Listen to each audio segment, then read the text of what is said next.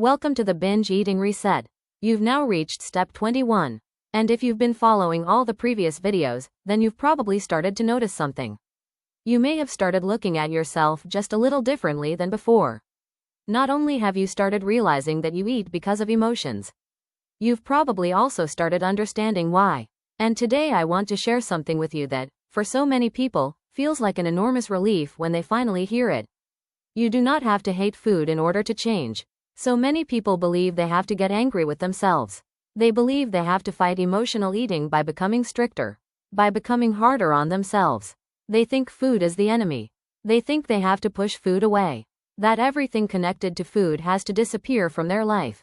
But what if I told you that maybe food was never your enemy at all? What if food actually helped you survive for many years? And believe it or not, it's okay to acknowledge that. Now maybe hearing that feels a little strange, especially if you've been struggling with food cravings, emotional eating, or binge eating for years. Because maybe right now you're thinking, how could food possibly have helped me? It has only made my life harder. But I want you to pause for just a moment and simply think back. When did food start becoming more than just food? Was it during a stressful period in your life? Was it when you felt lonely? Maybe after a painful relationship. Maybe after losing someone you loved. Maybe during a time when everything simply became too much. Or maybe it started when you were still a child. For so many people, food slowly became something much bigger than nourishment. It became comfort. It became peace. It became a distraction. It became safety. It became that one little moment where everything finally became quiet.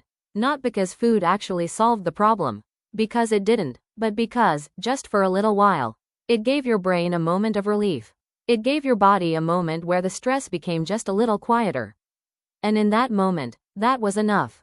And when something has helped you get through difficult moments for years, then it really isn't strange that your brain keeps going back to it.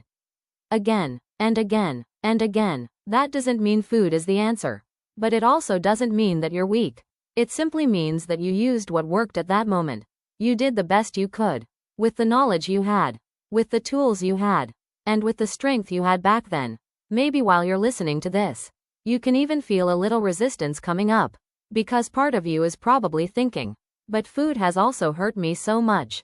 And you're right, that is true too. Emotional eating can bring a lot of pain.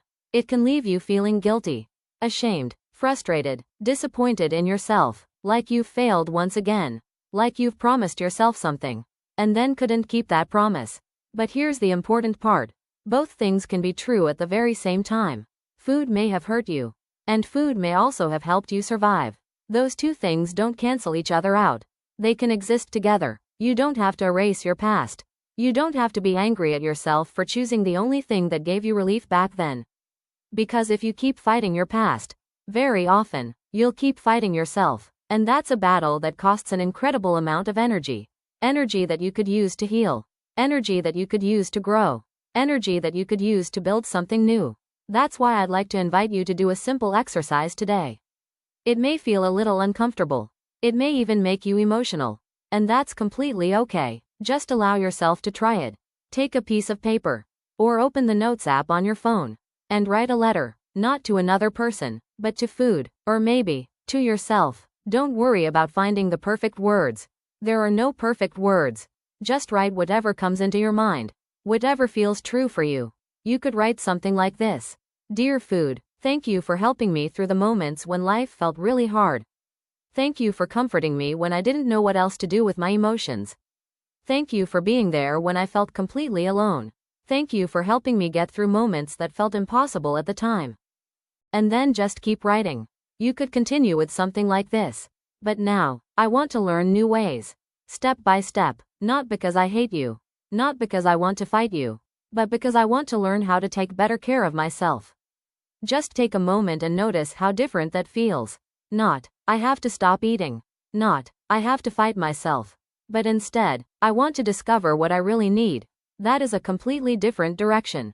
Instead of fighting, you're beginning to understand. Instead of rejecting yourself, you're creating space to grow. And that's where real change so often begins. Because lasting change almost never starts with punishment. It usually begins the moment you finally start understanding yourself. When you stop seeing yourself as the problem, and start becoming curious about what you've really been carrying all these years.